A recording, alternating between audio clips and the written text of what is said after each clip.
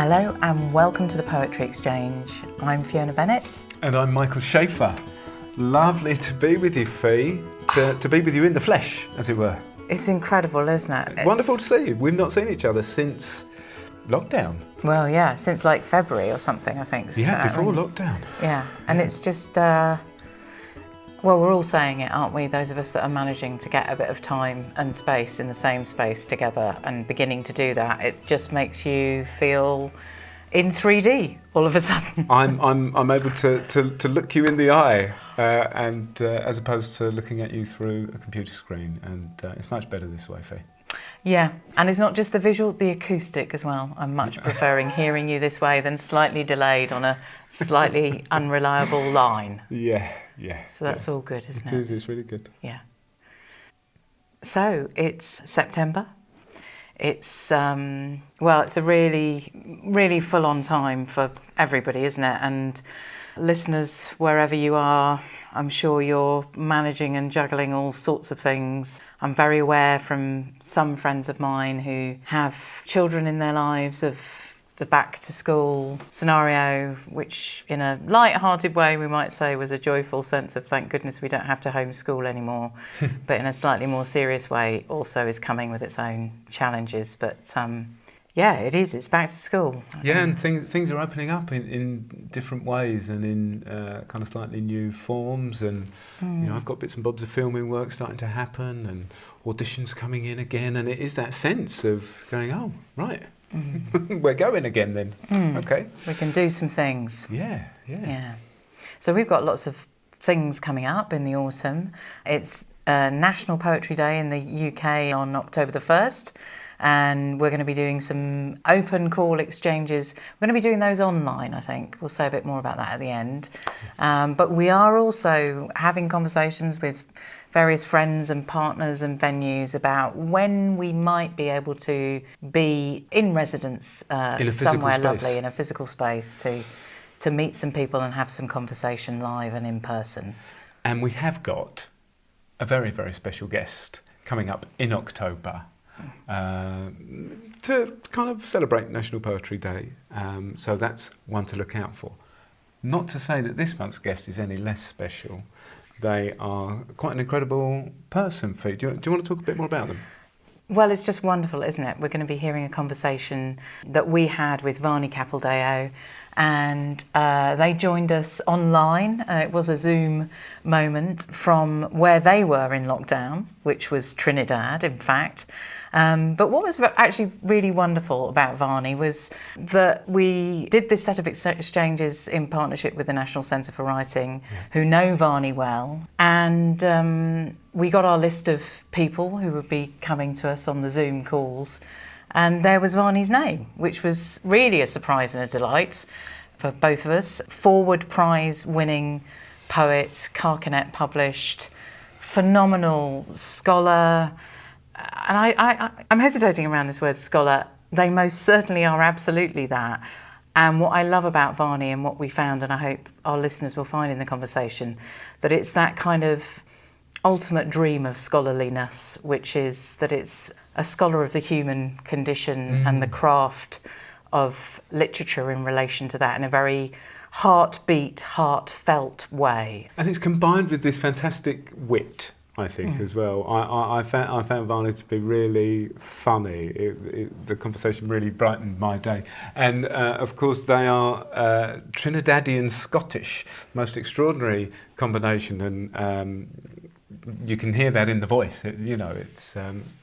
It's quite an accent. Sometimes you hear bits of Scottish and sometimes you hear bits of Trinidadian. It was an online exchange, so just to say that the sound quality is not quite as good as sometimes it can be, but you will be hearing the most extraordinary selection of birds in the background that were singing merrily away in Trinidad. So I think, we're at risk, Michael, of preempting what will be, I'm sure, absolutely what it will be for our lovely listeners. Absolutely. So let's go straight there. So you'll be hearing myself and Michael talking about Spring and Fall by Gerard Manley Hopkins, the poem that's been a friend to Vahni.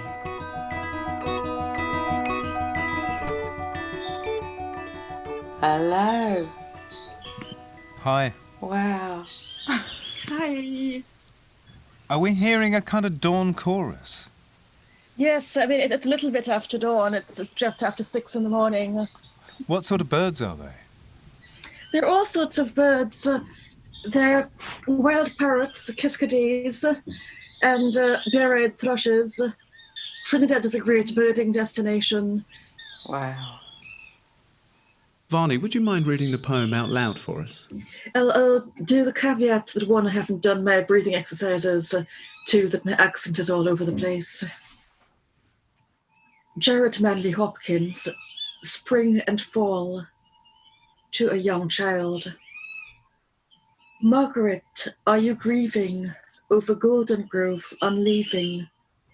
Leaves like the things of man, you, with your fresh thoughts, care for, can you?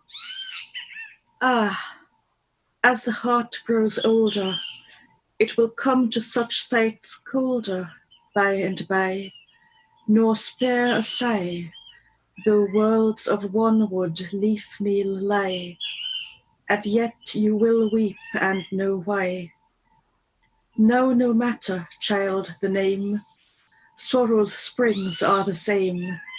Nor mouth had, no, nor mind expressed what heart heard of, ghost guessed.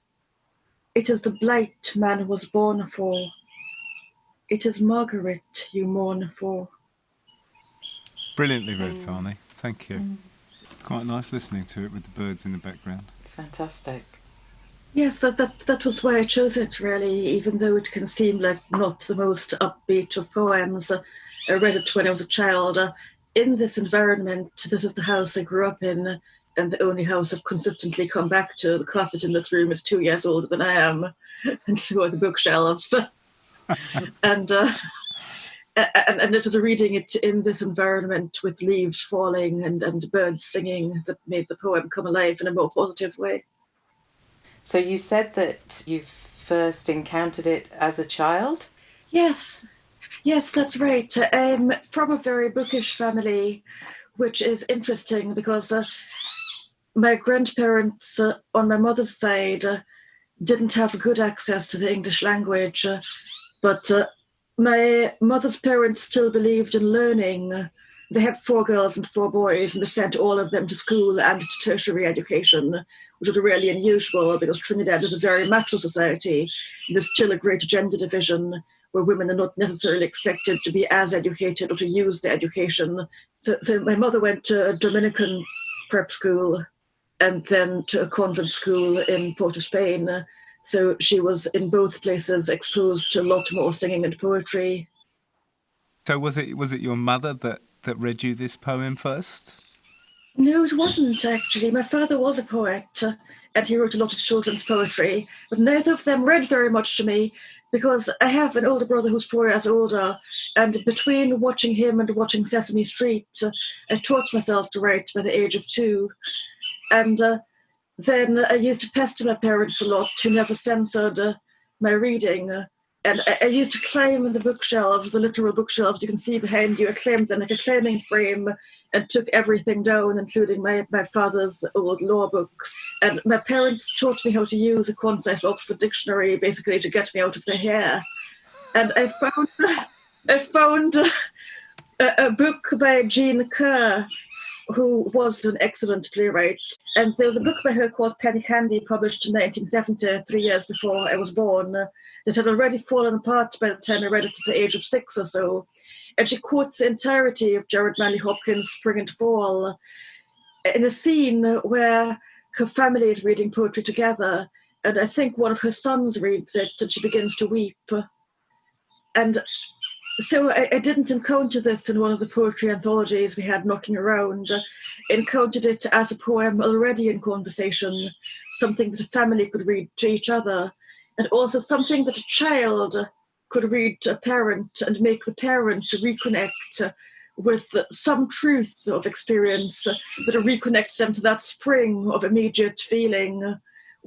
There's a poignancy, isn't there, all the way through? Yes, and I mean, I know that if I showed this poem, for example, to my mother. She'd probably say, in her extremely 18th century rational way, which was her specialism, why would you look at a child and say something like that? It's a terrible thing to look at a young child playing and tell her about sorrow and blight and mourning for herself. And there's a point into that, but I also see it as loving a person's whole life. So looking at a child and projecting forward the time when the child is older, as I am, and they do have regrets, and then loving the whole fulfillment of a person from the moment of bounding innocence through the later times. And I think for Hopkins, there was something plant-like or tree-like about human being. Yeah, that's really brilliantly expressed. And it's that sense where the meaning of the poems is kind of tied up in the music and the song of it. It's still something I struggle to get hold of sometimes. So when I first looked at this poem, I sort of found it quite hard. And I was going, oh gosh, what's happening there? What does it mean when he says, for example, you with your fresh thoughts care for, can you? I didn't understand the question. I was going, hang on, what's the can you? I've just been doing some workshops on reading for silence or reading for spaces with students at the University of York. And for me, what's really interesting with the can you is that at the end of a line, and there's a question mark, so the voice raises or the face raises, you look for connection. It's a moment of connection, it's a shared moment of both doubt and hope. And then you move around. If you're old enough like me, you think of the carriage return on a typewriter, and you get to the start of the next line and you have with an exclamation mark. Now, is very interesting. I think Hopkins is exhaling on the He is creating that moment of soundless connection in the poem, soundless in the sense of alinguistic. There's not a word with a meaning, but soundful or songful, in that he is infusing us with something that cannot be expressed. So when he talks just 2 lines down, nor spare the sigh, he's actually had a sigh in the And also with the alliteration, the such sights, the spare a sigh, he's created a sigh in the sounds that he makes you emit with your voice if you're reading aloud as we do. And he's put the sigh as the and then moving a few lines further down, he's got sorrow's springs are the same. So the sighing sounds return with the springs. There you have air and water, because springs are not just the jumping movement, it's also the welling up of a source. And it's also, of course, the season of spring. But sorrow's springs, air and water, and the sighings. And then nor mouth had, no nor mind expressed.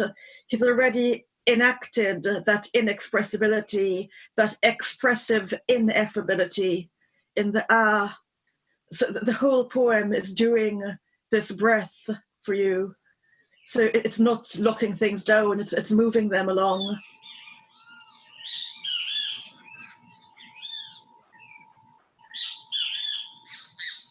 Vahni, I want to take us back and in a way specifically your sort of personal meeting of it, and then also maybe you could tell us a little bit about the ways in which it has shifted and changed for you throughout your life, from meeting it at really quite a young age to now.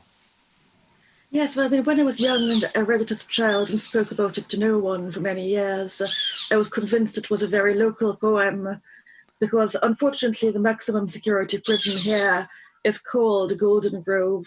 And so, Margaret, are you grieving over Golden Grove and leaving? I thought had something to do with people in prison. So I thought it was local. And the other thing is that the local trees really do fall. Although this is a tropical country and people think perhaps of everything being endlessly green, we have a particular kind of tree called the Poui, P-O-U-I, and the tree loses all its leaves. So my first relation to the poem was I mistook it for something local, but then it made me do something that Hopkins would appreciate, I think, which is to look in a way of praise at the particularity of nature surrounding me. And then there was a resonance to the poem, the sound of the poem, which made it easy for me to memorize. This poem affected me more like music. So I could say it when I was doing the washing up, for example. Then after my grandfather died, my father's father, who had the library of many rare books collected at great expense from travels, my grandmother didn't let anyone have the key, and then I thought I should go into the library, I should ask her for the key and see what's happening. But the sad thing was the books had fallen apart such that you couldn't even tell that some of them were books. They were like autumn leaves. They were thick, like leaf trash. And I was able to grieve for it through Hopkins. But he uses this word, which isn't a real word, through words of one wood, leaf meal, lie. Now, what is one wood? W-A-N. One, of course, goes back to Old English and is of uncertain etymology. But then when you get to the 13th century, it definitely means something pallid or livid. One, W-A-N. And it's that pallid, livid sense, which now we have, in the sense of somebody looking greenish, wan, pale, needing the smelling salts, about to pass out. So one would leaf meal lie came back to me when I saw my grandfather's ruined books. They had the feeling of decay, and they gave me a beautiful vocabulary for mourning.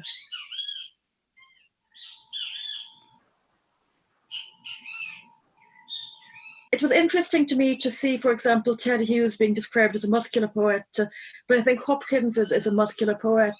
He went ice skating on ponds when he was in Wales. And I think that feeling of the blade catching the ice and the danger again of a happy fall you get in the wind hover, there's a lived embodiment to the lines. And here he used to climb trees when he was a child, because one of the areas he lived in was a forested area as a child.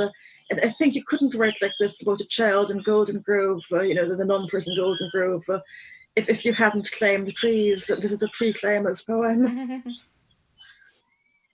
Vahni, am I right in saying that you described this as for you as a sort of joyful poem? Yes. And there's one phrase in there that I wanted to pick up on, where it talks about what heart heard of, which I think is brilliant. And it made me think, I wonder for you, Vahni, what it is your heart hears.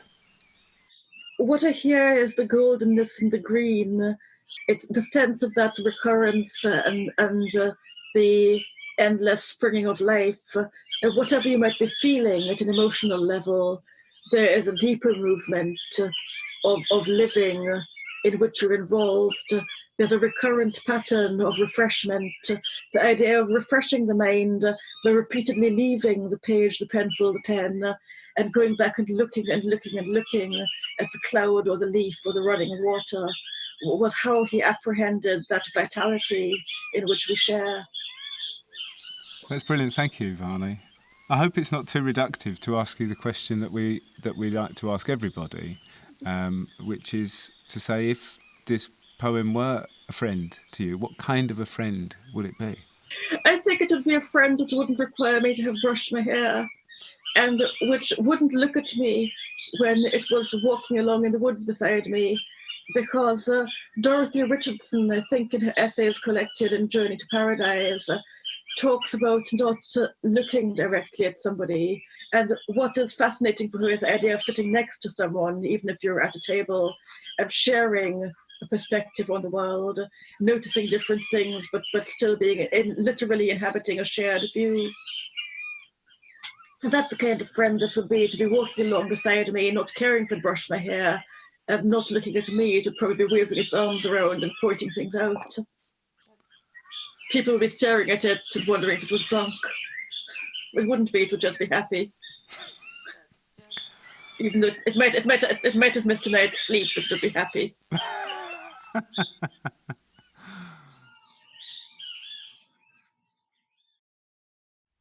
Gerard Manley Hopkins, Spring and Fall. To a young child.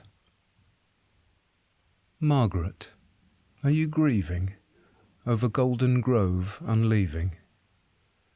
Leaves like the things of man you with your fresh thoughts care for. Can you? As the heart grows older, it will come to such sights colder, by and by, nor spare a sigh, though worlds of wanwood leaf-meal lie. And yet you will weep, and know why. Now no matter, child, the name, sorrow's springs are the same.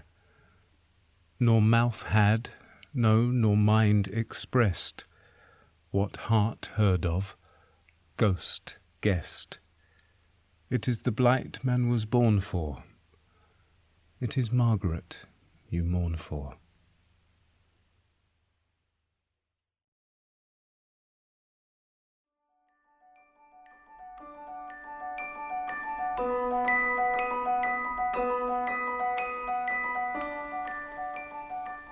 That was Michael with the reading there of Spring and Fall by Gerard Manley Hopkins.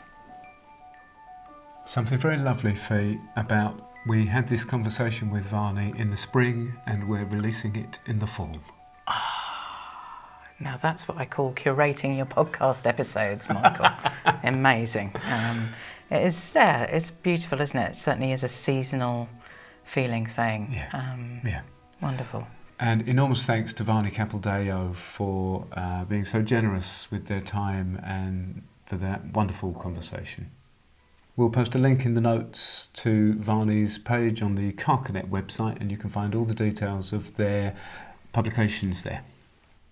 And I really encourage people, I think I probably always say this, but particularly in this case, I feel going directly from that conversation about Gerard Manley Hopkins as a source of inspiration and as something that's flowed through their writing, to then read their own poems, I think is really a treat, actually. And I did that just not long after we had that conversation, and something new came through to me off the page. So that's great. Yeah, really encourage people to do that. Yeah.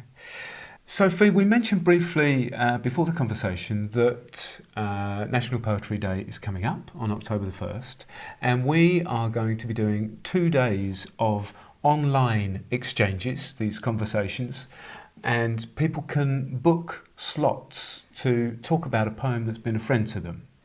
So I believe they do that through the website. It's poetryexchange.co.uk. And if you have a poem that's been a friend to you and you'd like to talk to us about it, we'd love to hear from you. Go onto the website and book a slot. It's great, isn't it, Michael? Because we've actually just today been looking at all the poems that we finally got around to doing a bit of housework on the archive, at least on one part of it anyway. And there we are with 303 pages or something, and 250 or so poems. So it really, just to give people that sense that there's something being gathered there, and it's extraordinary how diverse those poems are actually, and how there aren't neither poets nor poems that keep coming up. So whoever you are, wherever you are, whatever the poem is that's been a friend to you, do get in touch and let us know. Some of our friends, some of the friends of the Poetry Exchange, have got some work coming out for you. Do you want to just talk about that briefly? Yes, I do. We're really blessed, actually, aren't we, with some fantastic poets, contemporary poets whose work we enjoy both in the doing of the work that we do with them, but also in reading their work. So Victoria Field's A Speech of Birds came out earlier this year. Absolutely beautiful collection. And coming up, Andrea Vitsky-Slott's A Ministry of Flowers, which is coming out with Valley Press, I think. But we'll maybe put a couple of links to those. And also Sarah Solway, I believe, has some fiction coming out as well with Valley Press. So there's all sorts of things coming up. And those are, I think all of those people, you'll have heard their voice along the way in the work that we do. So to find out more and read their work, do go and have a little explore and find them out if you don't know them already. That's right. We've actually sort of gathered friends as we've gone along making the podcast and doing this project, haven't we, Fee? And it's really lovely. There's a sort of a community of people that kind of hover and congregate around the Poetry Exchange, and we've done some kind of Zoom poetry readings with this sort of community. It's been a really great thing. So we'll be back next month in the month of National Poetry Day with another differently cracking episode, hopefully. And yeah, we'll really look forward to bringing that to you then. Until then, thank you for listening. That's brilliant, Vahni. I want to come and attend your lectures, please.